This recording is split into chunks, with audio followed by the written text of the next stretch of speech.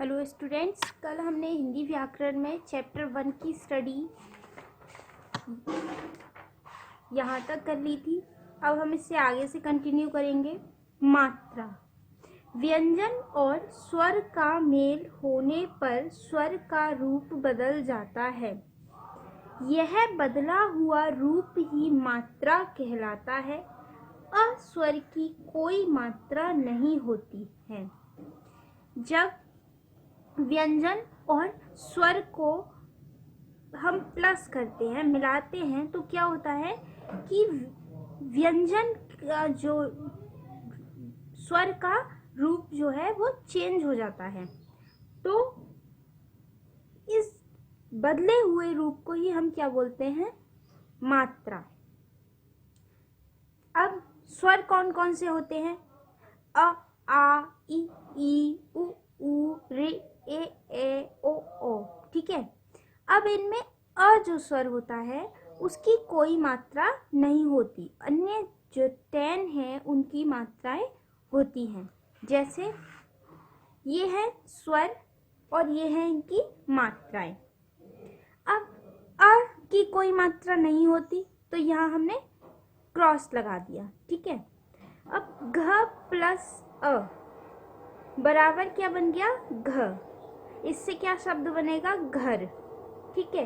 अब अ की कोई मात्रा नहीं होती तो यहाँ कोई मात्रा नहीं है।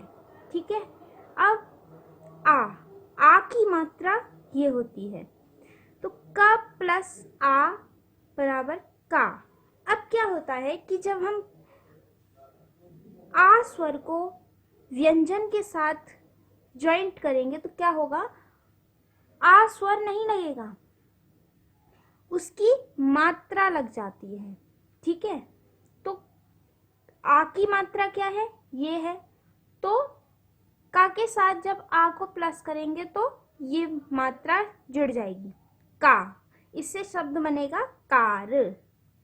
ई की मात्रा ये होती है तो ग प्लस ई। अब क्या होगा? ई स्वर की जगह उसकी मात्रा लग जाएगी तो गी। इससे शब्द बनेगा गिलास। ई की मात्रा ये होती है तो त प्लस ई। अब क्या होगा? ई नहीं लगेगा, ई की जगह उसकी मात्रा लग जाएगी तीर। उ की मात्रा ये है म प्लस उ। क्या बनेगा? मुंह। अब क्या होगा? उ की जगह उसकी मात्रा लग गई, मुर्गा। उ की मात्रा ये है झ प्लस उ, झू। क्या हुआ? उ की मात्रा यहाँ लग गई तो इससे क्या शब्द बनेगा? झूला। रे की मात्रा ये है द प्लस रे। क्या बनेगा? द्र। क्या बनेगा? द्र। द्रग।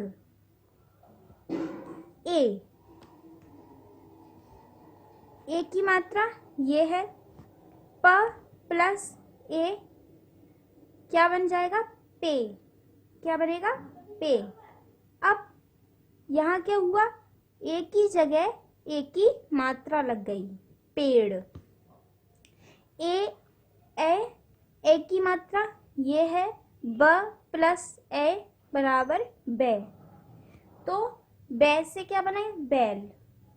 ओ की मात्रा ये है भ प्लस ओ, भो। भो से क्या बनेगा? भोर। ओ की मात्रा ये है प प्लस ओ की मात्रा, ओ बराबर क्या बना? पौ। यहाँ क्या हुआ? ओ की जगह उसकी मात्रा लग गई, पौधा। अब यहाँ कुछ याद रखने वाली बातें हैं। जैसे आ, ई, ओ, औ की मात्राएं व्यंजन के बाद लगती हैं। जैसे देखो, गाय। अब इसमें जो आ की मात्रा है वो क्या है? ये व्यंजन है ग, इसके बाद लगी हुई है।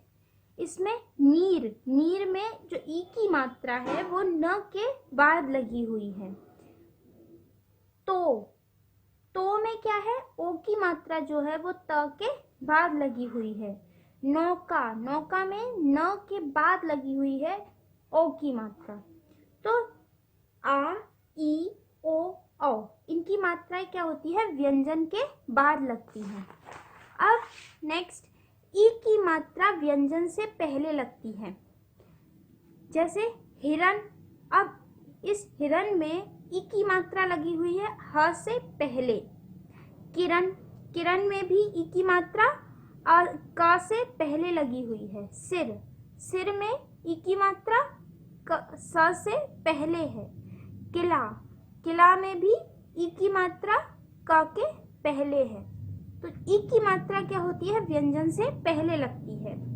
ए और ए की मात्रा व्यंजन के ऊपर लगती है, जैसे मेला, मेला में ए की मात्रा कहाँ है, म के ऊपर है। केला, केला में ए की मात्रा कहाँ है, क के ऊपर। थैला, थैला में भी ए की मात्रा कहाँ है, थ के ऊपर। पैसा, पैसा में है ए की मात्रा प के ऊपर है। अब उ, ऊ, रे की मात्राएं व्यंजन के नीचे लगती हैं, जैसे कुली, कुली में उ की जो मात्रा है वो कहाँ है, का के नीचे। फूल, फूल में उ की मात्रा कहाँ है, फ के नीचे। मृग, मृग में रि की मात्रा कहाँ है, म के नीचे। वर्ण र में उ और उ की मात्राएं बाद में लगती हैं, जैसे रुई, रुई में उ की मात्रा कहाँ है, र के बाद में। रुपया, रुपया में उ की मात्रा कहाँ है, र के बाद में, जबकि उ की मात्राएं अन्य में कहाँ लगती हैं, नीचे, लेकिन र में कहाँ लगती हैं, बाद में। उ की मात्रा र के बाद में। रुमाल में उ की मात्रा र के बाद में। व्यंजन वर्ण खड़ी पाई वाले और बिना पाई वाले आदि। व्यंजन जो होते हैं वो दो प्रकार के होते हैं, खड़ी पाई वाले और बिना पाई वाले। अब ये क्या है, हिंदी वर्णमाला में कुछ व्यंजन वर्ण खड़ी पाई वाले, कुछ व्यंजन वर्ण बिना पाई वाले तथा कुछ अलग आकृति वाले वर्ण हैं।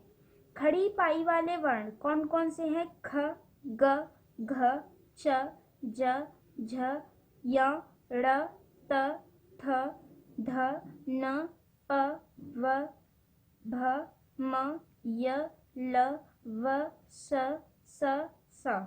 ये क्या है, खड़ी पाई वाले वर्ण, व्यंजन वर्ण। बिना पाई वाले कौन कौन से होते हैं, क,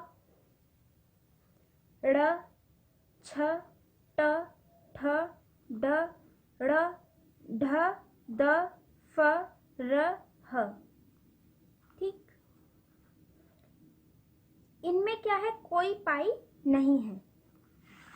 व्यंजन वर्णों को संयुक्त करना। व्यंजन वर्ण को संयुक्त कैसे करते हैं, जब दो व्यंजनों के बीच कोई स्वर नहीं होता है तब उन व्यंजनों को मिलाकर बोला तथा लिखा जाता है, जैसे पक्का।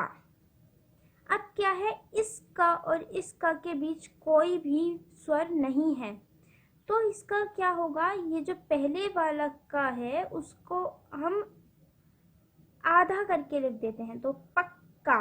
इसी तरह कच्चा, अच्छा, इनके बीच क्या है, स्वर नहीं है।